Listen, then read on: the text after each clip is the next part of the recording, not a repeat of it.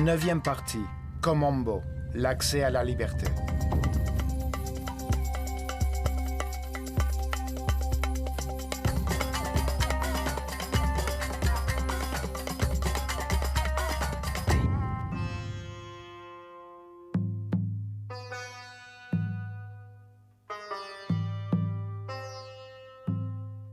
Les Égyptiens croyaient que la réalité se révélait à travers les forces créatives fondamentales d'un Dieu unique.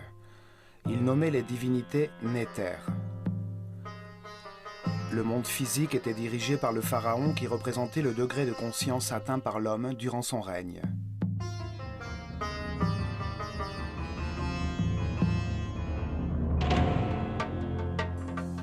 Le pharaon était l'incarnation du Karéal, un même esprit qui évoluait en se réincarnant d'un pharaon à l'autre. Ce qui faisait de lui une divinité intermédiaire entre l'homme et Dieu, chargée du maintien de l'ordre dans le monde physique égyptien. Son univers spirituel était guidé par le hiérophant, grand prêtre de l'école des mystères de l'œil d'Horus, premier serviteur de Dieu, Gem-Néter-Tépi, le grand prophète.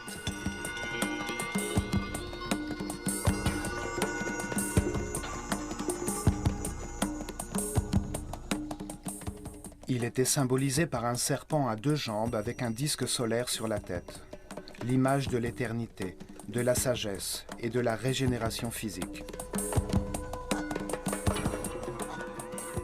L'organisation sacerdotale qu'il supervisait était divisée en 3 branches.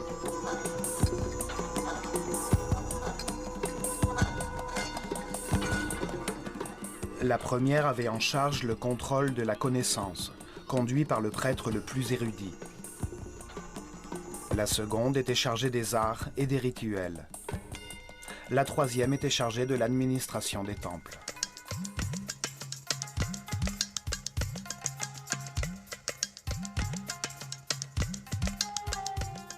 Les prêtres de la connaissance étaient des professeurs chargés de préparer les successeurs de leur caste.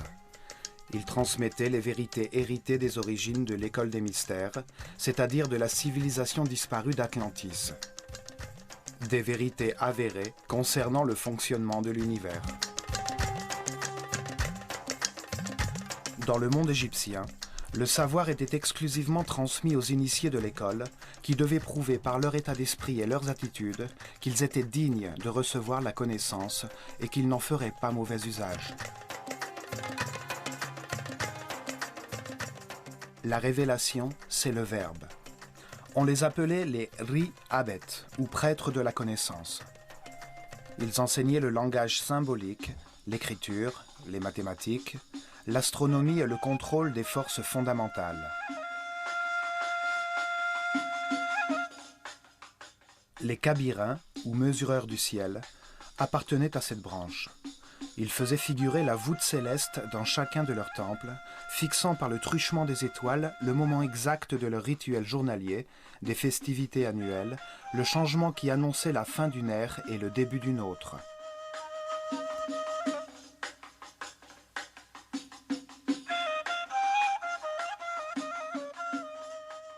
La seconde branche était chargée de produire les œuvres d'art, les plans architecturaux, la construction des temples et la direction des ateliers où les initiés, aidés des artisans, façonnaient les sculptures symboliques.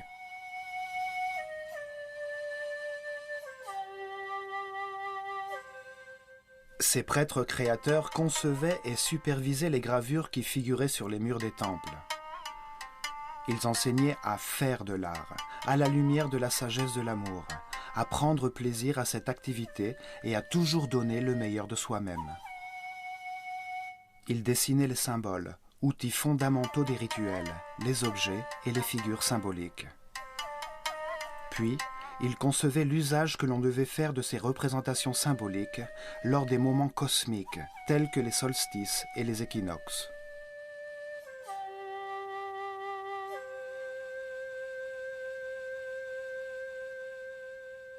Ils élaboraient les rituels, ce qui devait être perçu sur le plan sensitif dans un voyage spatial sans l'intervention de la raison.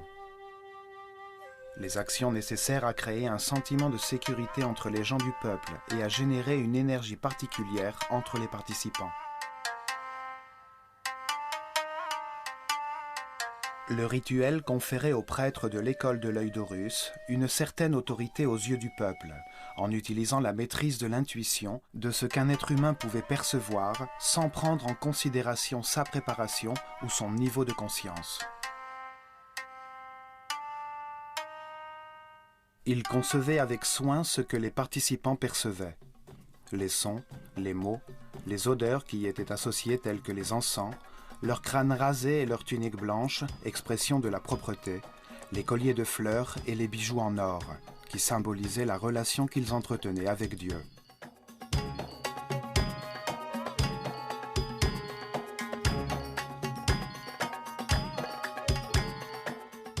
Ils eurent recours au rituel pour inculquer au peuple la hiérarchie et l'ordre social de la société qu'ils organisèrent. Ils utilisèrent à cet effet des outils simples, tels que la richesse de leur tenue, leur beauté, la position des participants et leur nombre.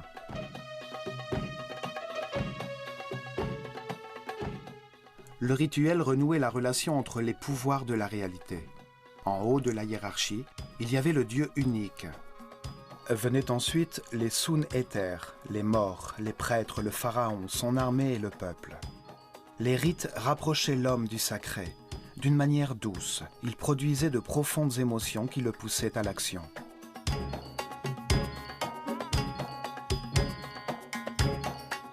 La troisième branche gérait l'activité quotidienne de tous les temples. Ils organisaient les cultures et les récoltes, la réception des marchandises, la préparation de la nourriture et le nettoyage des différents espaces d'une société communautaire. Ils s'appuyaient sur un groupe de prêtres temporaires appelés les Wab. Les purs, des hommes du peuple qui, un mois par an, se mettaient au service des temples pour exécuter diverses tâches quotidiennes avant de reprendre leurs activités habituelles.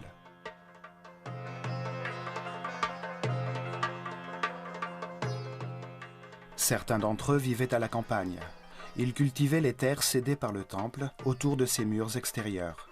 À l'aube, ils pratiquaient les rituels de purification avant de se rendre dans le temple et poursuivre les tâches quotidiennes.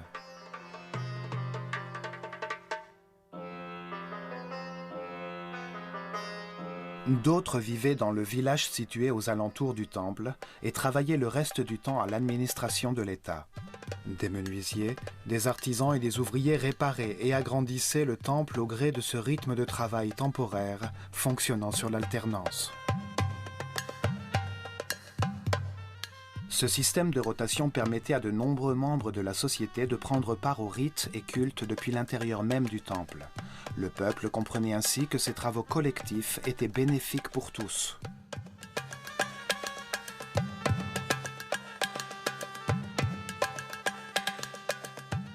Les trois branches convergeaient dans les temples, lieux où l'ordre était organisé, le Ma'at, la recherche d'un équilibre harmonieux temporaire. C'est là que l'homme s'immergeait dans l'espace sacré en direction du cosmos, tout en capturant son mouvement permanent.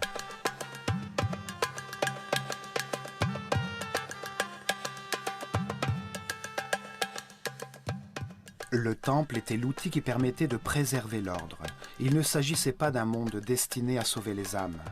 L'esprit se parfaisait par lui-même. Par la réincarnation, il acquérait toujours plus d'informations et comprenait ses erreurs. L'erreur était un outil d'apprentissage. Il n'était pas nécessaire de chercher à s'en préserver.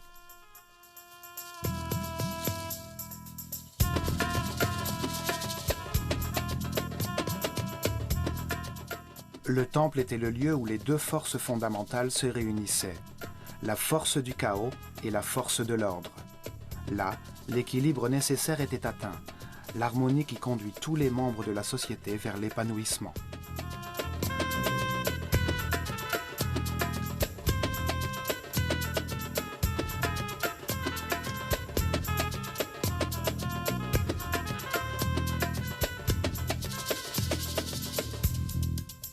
Ce concept est parfaitement exprimé dans le temple de Kom-Ombo, consacré à la fois à Sobek, la force du chaos, celle qui nous entraîne vers l'erreur, et à Horus, symbole de la conscience permanente et de la sagesse.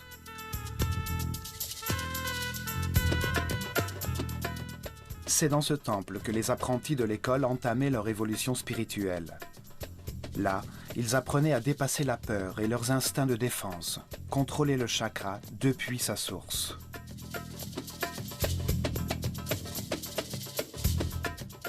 Dans ce temple, on leur enseignait l'existence de la loi de la nature, des codes divins qui produisent une réaction automatique destinée à protéger la vie.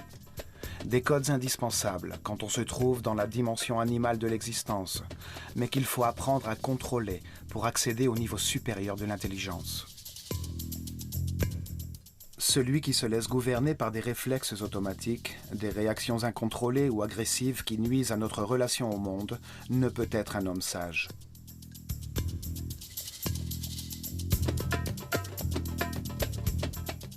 Le premier niveau de la compréhension s'achevait lorsque l'homme comprenait que la vie est éternelle, que la mort n'est qu'une porte du processus de réincarnation quand il savait contrôler ses réflexes d'agression pour défendre sa vie.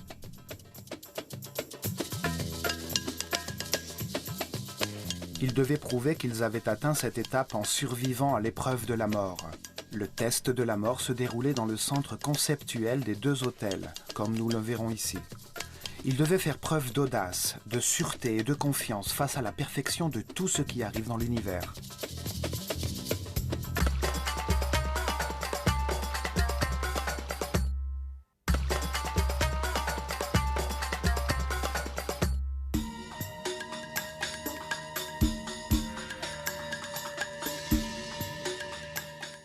Le temple de Komombo était voué à louer la dualité existant dans l'univers, dualité qui permettait à l'homme de commettre des erreurs et de faire l'expérience de la conséquence de ses décisions pour sa propre compréhension et son évolution spirituelle. Le temple était donc consacré à deux forces opposées. L'une, représentée par Sobek, figure d'un homme à tête de crocodile, la seconde incarnée par Horus, un homme à tête de faucon. L'ignorant est le sage, l'innocent est celui qui se fourvoya tout au long de ses 700 réincarnations.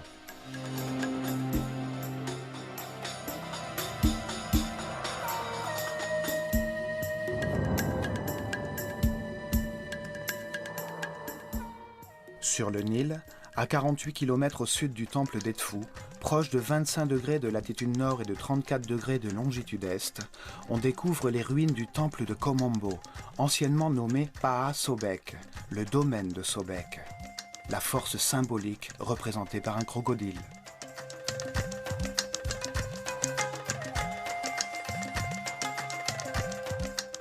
Sur ce site, pas de grandes constructions telles qu'à Edfu ou à Dendera. Le temple était protégé derrière de très hauts murs. La population se répartissait tout autour d'un fort abritant l'armée impériale où les éléphants d'Afrique s'entraînaient au combat. C'est là que depuis des temps reculés, à côté du fort disparu, il y avait un temple conçu pour honorer la polarité et la dualité de tous les éléments du monde. Durant les dynasties ptolémaïques, le temple fut reconstruit et ce sont les ruines de ce second temple qui sont parvenues jusqu'à nous.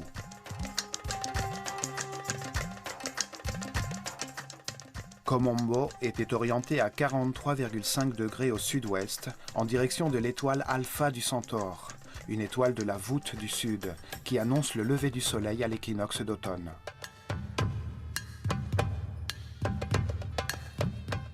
Le temple était divisé en deux parties, consacrées l'une à Sobek, l'autre à Horus, les deux extrêmes sur la voie de la perfection. Horus, conscience permanente et fin du cycle des réincarnations, fermait le chemin.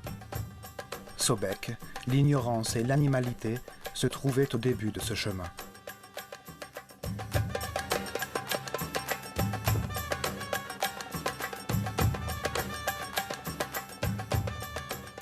À l'avant, se trouve une cour couverte, formée des 16 colonnes en ruine d'un ancien couloir recouvert. Le peuple pouvait pénétrer jusqu'ici. Un symbole figurant sur les colonnes en autorisait l'accès, le symbole de l'oiseau, au-dessus d'un demi-cercle, louant le pharaon. Au fond, on peut encore observer l'une des tours du mur extérieur. On peut voir, gravées dans la pierre, les deux figures symboliques opposées, ainsi que le pharaon Ptolémée V, qui commanda la reconstruction du temple.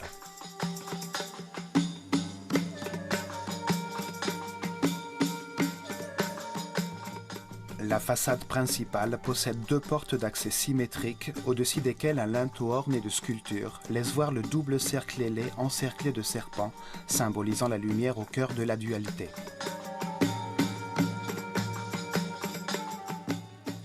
Un mur à mi-hauteur, semblable à celui que l'on trouve à Edfou et à Dendera, embrasse 4 colonnes très hautes.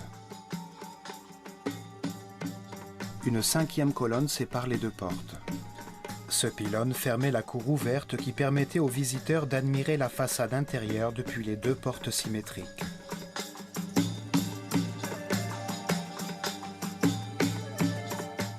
La cour du péristyle était plus petite que celle du temple d'Edfou. Dans l'ombre de ces couloirs aujourd'hui disparus, les apprentis de l'école des mystères venaient s'abriter du soleil.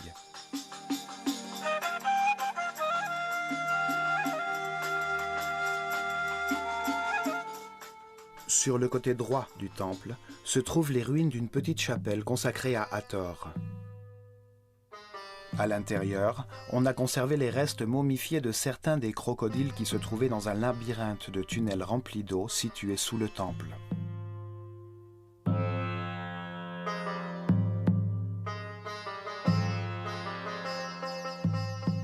Le crocodile est l'un des animaux les plus résistants. Sa peau est particulièrement dense et épaisse. On pourrait dire qu'il s'agit d'une sorte de métal animal. Les Égyptiens associaient cette dureté au niveau le plus élevé de la matérialisation, un niveau très éloigné de la spiritualité. C'est là que l'esprit entame son chemin de libération des limites matérielles, libération qui s'opère à mesure qu'il comprend comment fonctionne le monde. Le crocodile symbolise la vie au moment où elle surgit des eaux de l'inconscience. Il sort à la recherche de l'air, qui représente la conscience. Les Égyptiens croyaient qu'avec la première inspiration d'air, l'esprit pénétrait le corps dans lequel il s'incarnait.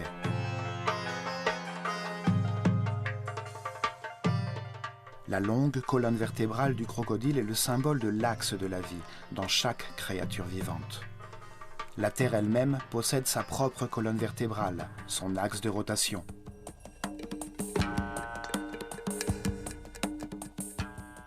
C'est à partir de cette colonne que les forces électromagnétiques qui génèrent la vie se déplacent, formant un champ protecteur contre les radiations solaires ultraviolettes tout autour de la planète. Ainsi, la vie peut se développer et l'évolution de la conscience devient possible.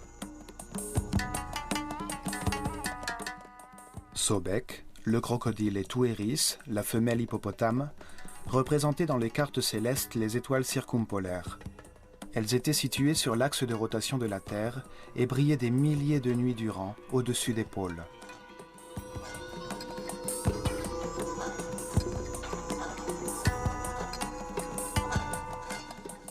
Ces deux animaux vivent dans l'eau.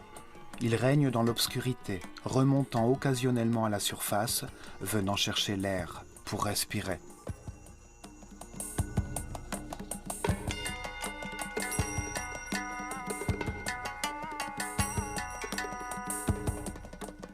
Les eaux représentaient le chaos, qui ensuite régénérait la vie. Les eaux du Nil, colonne vertébrale de l'Égypte, entraînent tout sur leur passage lors de leurs crues régulières, pour ensuite permettre le développement de la faune et de la flore.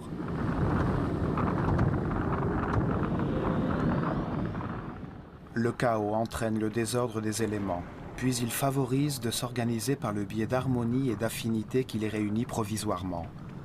Désordre, chaos, ordre, harmonie, rythme qui alterne.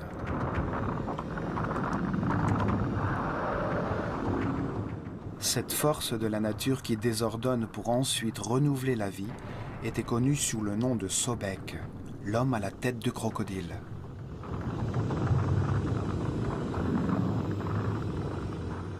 Sobek appartient à la cour de Seth, seigneur des ténèbres, l'énergie qui pousse l'homme vers le matérialisme et la sensualité, qui ralentit son chemin d'évolution, lui faisant prendre de mauvaises décisions, erreurs dont il tirera un enseignement.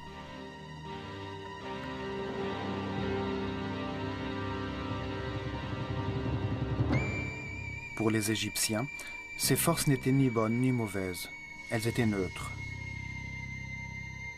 Elles étaient conçues par Dieu pour permettre les erreurs et la souffrance, permettant ainsi la compréhension qui conduit l'homme à l'immortalité et à l'état de conscience permanente.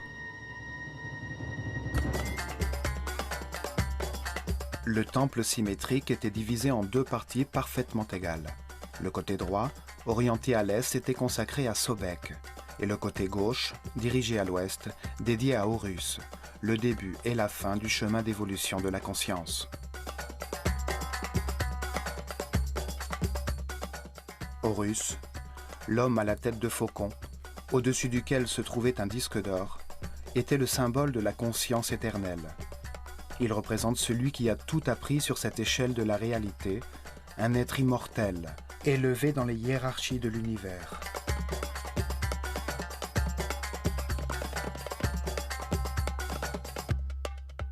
Il se trouve à la fin du chemin de perfection, quand l'homme se transforme en un maître reconnu, un être illuminé qui se consacrera lui-même à d'autres missions dans l'univers.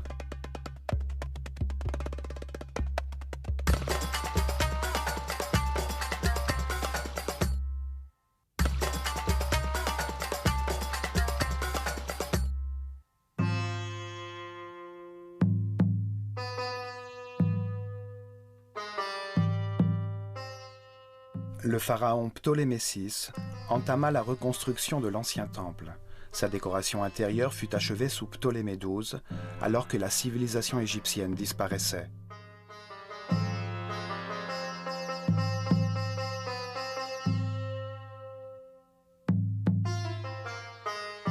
En traversant le porche des 5 colonnes intercalées par ses murs à mi-hauteur, on accède à la salle commune de Sobek et Horus, appelée la Maison de la Vie.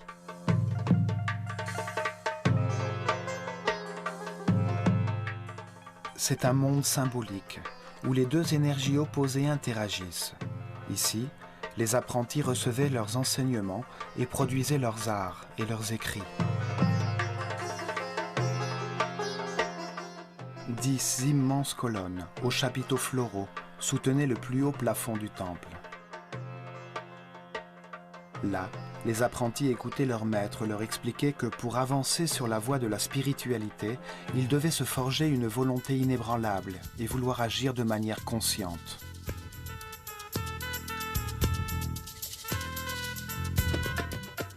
Les premières leçons et exercices visaient à former des hommes modérés. Une stricte discipline était nécessaire pour étudier, contrôler ses peurs, dominer ses passions. Pouvoir faire et s'abstenir est un double pouvoir.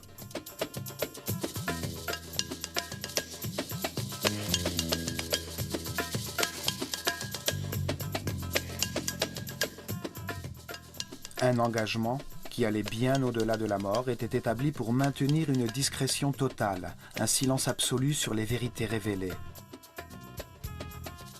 Le principe hermétique qui garantissait l'accès à l'information était assuré à ceux qui en étaient dignes et capables d'écouter.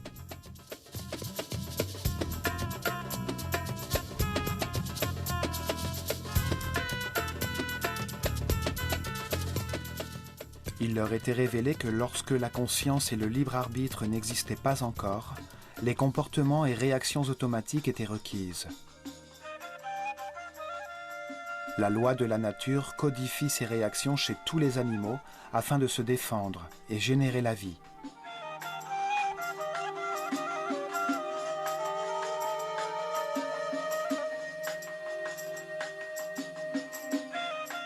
Mais celui qui est né sous la forme d'un être humain et qui désire abandonner l'animalité originelle doit prendre le contrôle et faire preuve de conscience.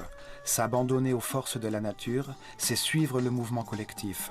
La connaissance et l'évolution s'acquièrent par un travail individuel.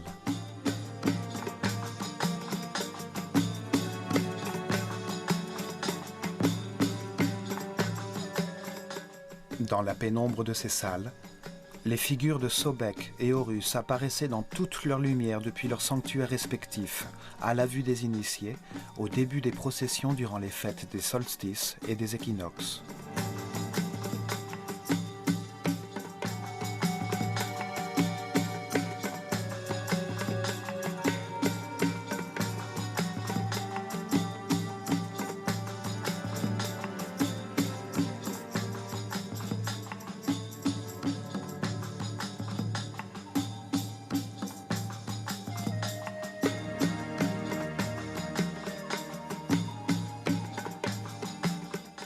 La décoration des murs était cérémoniale. Le pharaon est béni par Sekhmet et Horus sur le côté droit et par Isis et Thoth sur le côté gauche.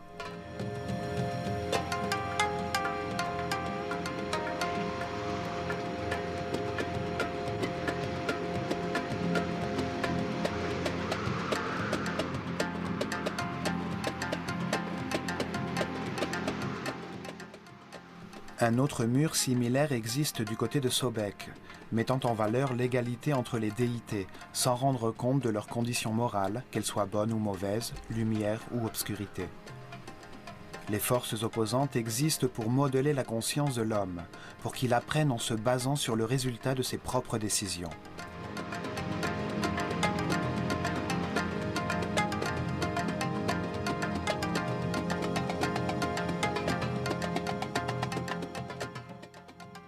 Juste ensuite, nous arrivons dans un espace transversal, où se trouve la salle des purifications et la salle où étaient entreposées les offrandes, du côté d'Horus.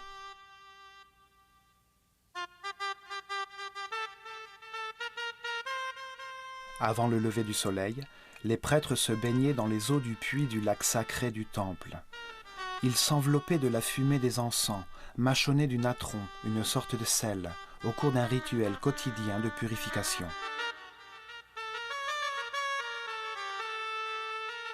Les bains purificateurs étaient répétés à midi et durant la nuit. Ils étaient tous circoncis, une coutume adoptée ensuite par les Juifs. Ils étaient toujours vêtus de lin blanc. Il leur était interdit de s'habiller de vêtements constitués de peau ou de parties d'animaux morts, comme le cuir ou la laine.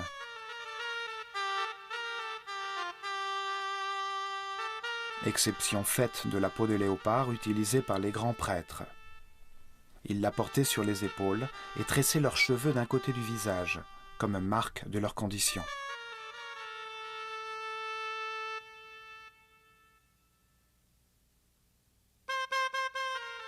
Sur le côté gauche du temple, il y avait un puits profond, avec un escalier qui plongeait dans les eaux du Nil. C'est dans ce puits que les prêtres se purifiaient le matin.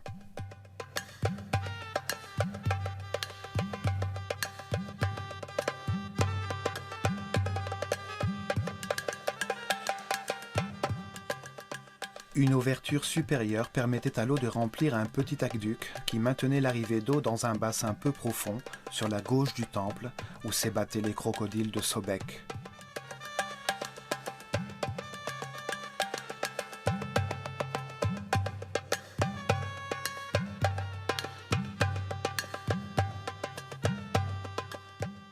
Ce puits servait aussi de nilomètre. Ces marches servirent durant des années à mesurer le niveau d'eau de la rivière et prévoir ainsi les inondations.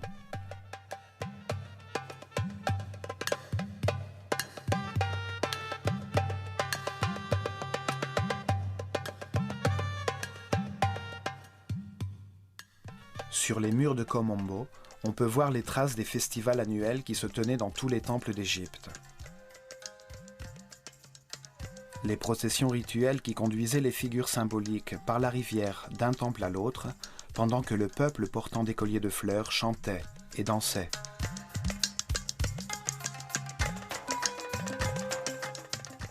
Nous découvrons maintenant le passage à escalier qui conduit sur le toit du temple. Son dessin ressemble à ceux des temples de Dendera et d'Edfu. D'un côté, un escalier en colimaçon, et de l'autre côté, dans le mur, l'escalier droit.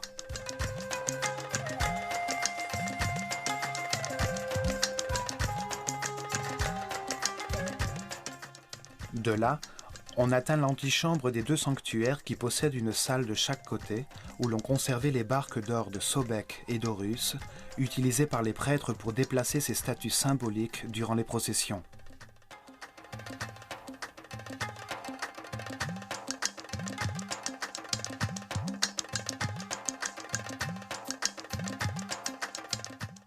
Là, existe un bas-relief mural où Ptolémée et sa femme, Cléopâtre, apparaissent en présence d'Horus et de Sobek.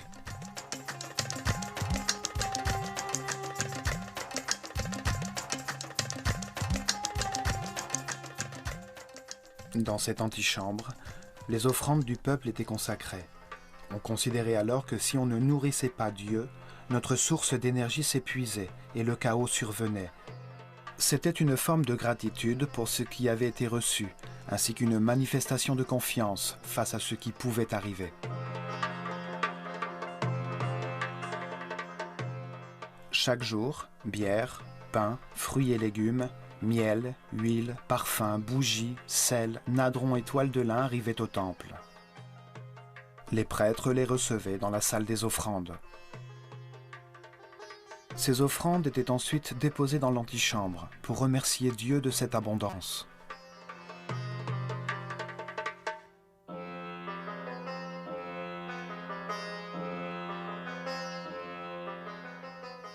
Le peuple se présentait avec une partie de la production des terres qu'il exploitait.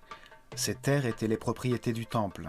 En échange, le temple offrait stabilité, prospérité, santé, joie, vie et ordre.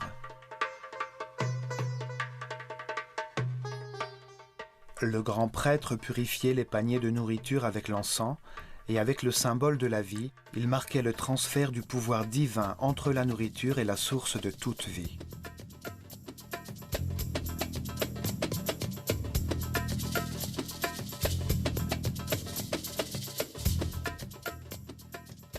Quand les paniers de nourriture étaient sanctifiés, on les emportait hors de la chambre de la vie, dans la cour des péristyles, où ils étaient distribués à tous les habitants du complexe religieux.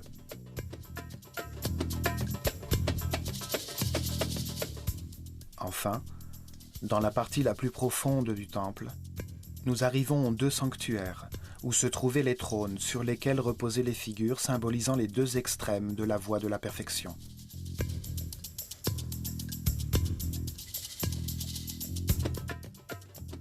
À l'aube, les rayons du soleil chassaient l'obscurité, autorisant le grand prêtre du mysticisme à ouvrir les portes du sanctuaire et à y brûler de l'encens.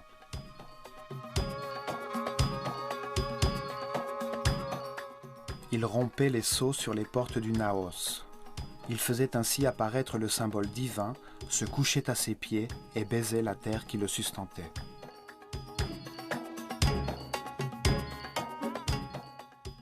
À l'extérieur, dans la pénombre de la salle des apparitions, les disciples chantaient des hymnes religieux et s'enduisaient de myrrhe, huile, cannelle et huile de lin, entamant la première méditation du jour. Dans le temple, les assistants du grand prêtre préparaient le sable du sol. Ils ratissaient les marques de pieds. Ils fermaient derrière eux jusqu'au matin suivant les portes qui, de l'antichambre, conduisaient au passage des escaliers.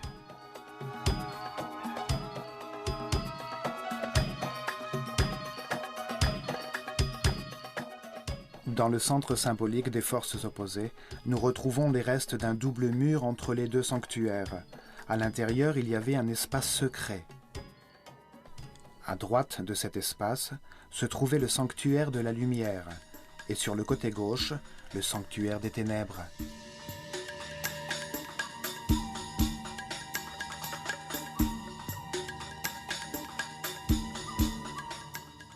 On ne pouvait voir cet espace situé entre les deux murs depuis aucun des deux sanctuaires. Dans cet espace, rempli d'eau jusqu'à sa partie supérieure, avec accès depuis le toit du temple, les initiés devaient passer l'épreuve de la mort.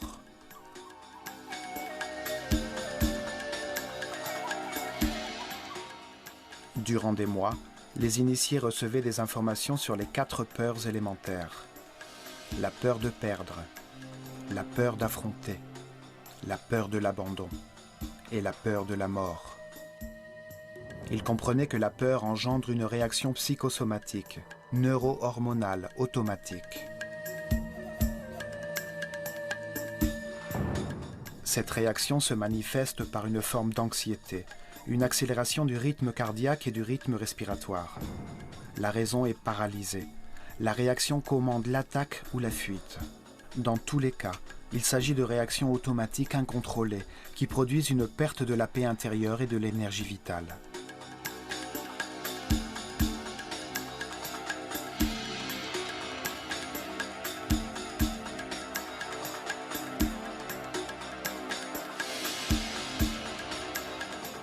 Il comprenait que la peur est le produit d'un esprit qui quitte le présent et va dans le futur, dans un temps qui n'existe pas, créer un événement imaginaire dans lequel quelque chose ou quelqu'un est perdu, ou bien un endroit où il s'agit de se confronter à quelque chose. Ils apprenaient à discipliner leur esprit de manière volontaire et consciente, à le contrôler en ayant recours à des pensées choisies avec soin. Ils apprenaient à le maintenir constamment dans le présent, lui seul permettant de décider et d'agir.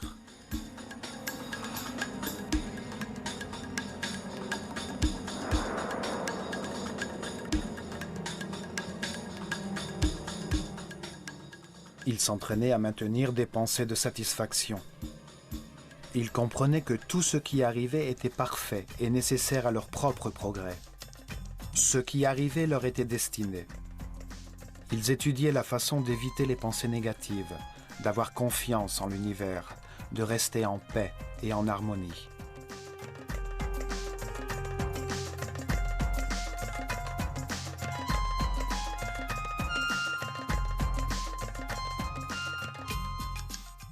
Jusqu'à ce que leur maître détermine que le moment était venu de démontrer ce qu'ils avaient appris et pratiqué durant des mois. Alors, une cérémonie individuelle avait lieu dans une salle découverte située sur le toit du temple, en face d'un rectangle d'eau noire au sol.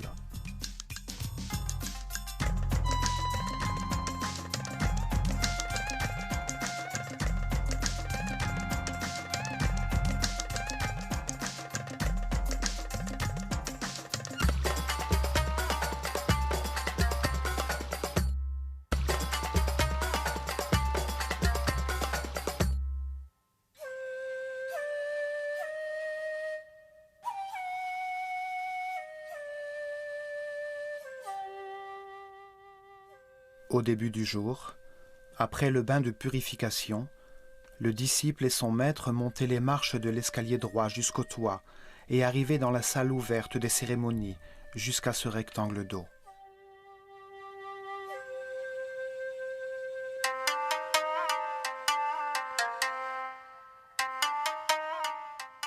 Son entraînement l'avait préparé à être attentif et conscient dans toutes les situations inconnues, une condition nécessaire pour plonger dans le canal labyrinthique rempli d'eau et en ressortir sans se noyer.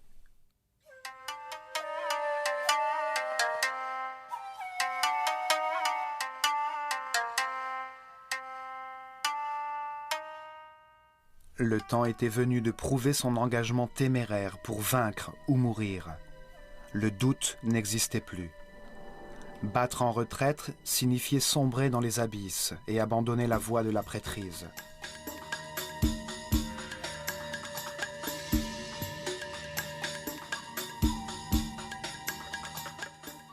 Prenant une bouffée d'air, symbole de l'esprit et de la conscience, il s'immergeait dans une sorte de tunnel vertical aux murs saillis, comme dans un labyrinthe. Il nageait énergiquement jusqu'au fond, traversant l'ouverture en direction de la lumière.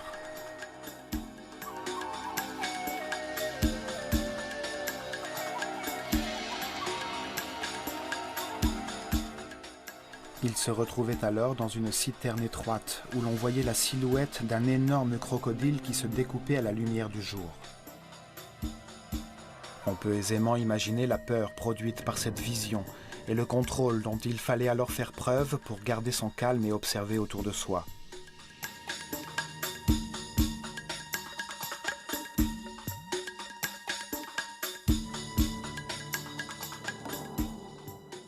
C'était la seule façon de découvrir qu'au fond de la cuve, il y avait une porte très sombre. Convaincu qu'il était plus prudent d'éluder la présence des crocodiles, il s'introduirait avec énergie dans le tunnel étroit.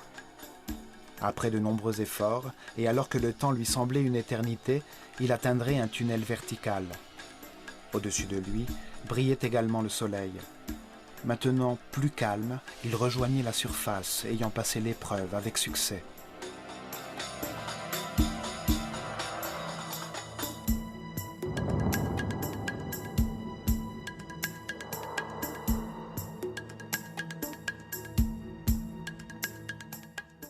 Mais certains, en proie à la panique ou dans un état d'audace irrationnelle, avaient émergé rapidement aux côtés du crocodile, que l'on nourrissait bien pour éviter qu'il n'attaque. Cela avait échoué dans l'épreuve. On n'accédait pas à la sortie en passant près de la bête.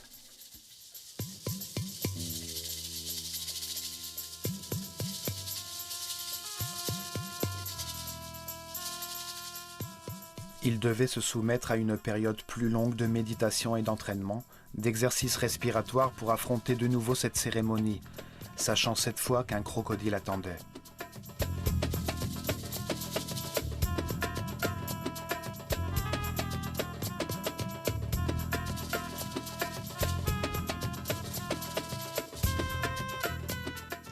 Après les sanctuaires et leurs cuves centrales réservées aux épreuves, au-dessus d'un second couloir périmétral, se trouvent 6 chapelles, disposées par groupe de 3 de chaque côté d'un espace central, avec un escalier menant sur le toit du temple.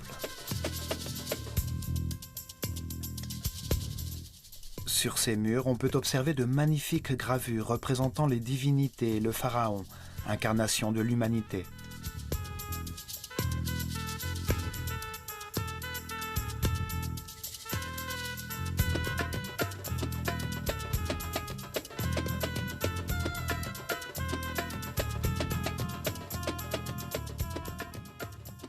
Dans ce couloir, on découvre la fameuse scène où l'empereur Trajan s'agenouille devant Imhotep, l'architecte de Saqqara, muni d'un ensemble d'instruments chirurgicaux, comme des forceps, des scies et des balances pharmaceutiques.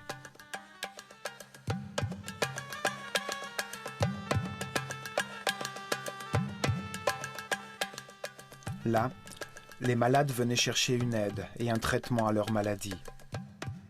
De nombreuses figures gravées sont un témoignage de ferveur. Des milliers de mains venaient toucher ces représentations sacrées au point d'user la roche.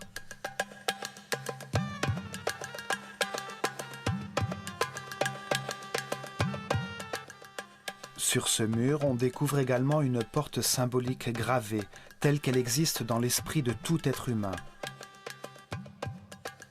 Elle communique avec la dimension supérieure à partir d'un point central neutre, le chemin entre les deux sanctuaires, utilisé par les initiés pour accéder au degré suivant de la formation.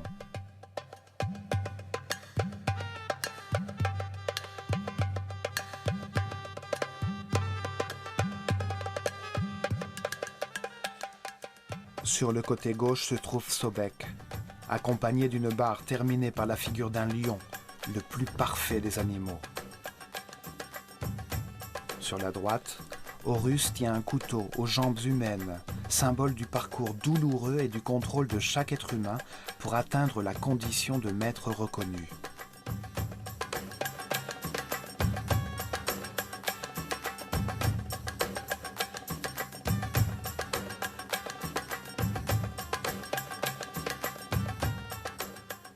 Entre les deux, un cantique de louange couronné par Maat, symbole de l'ordre et de l'équilibre entre ces deux forces opposées. Le matérialisme sensuel de Sobek et la spiritualité consciente d'Horus.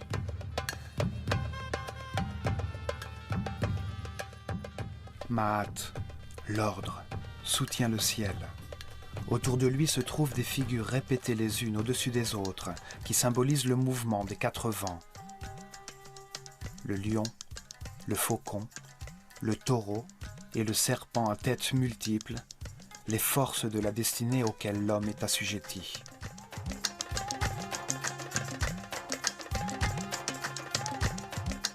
Il est curieux de constater que ces mêmes symboles furent utilisés ensuite par les chrétiens pour représenter les 4 évangélistes.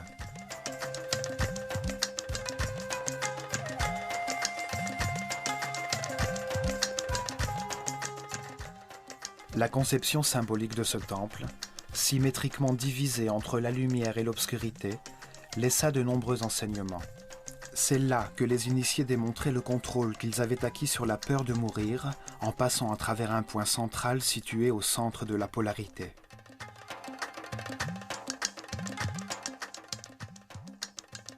Cela nous montre que la réalité est le produit de nos pensées, que le contrôle conscient des instincts et des réflexes automatiques et le maintien dans le présent sont les accès aux paliers les plus élevés de l'harmonie, de la paix et du bonheur.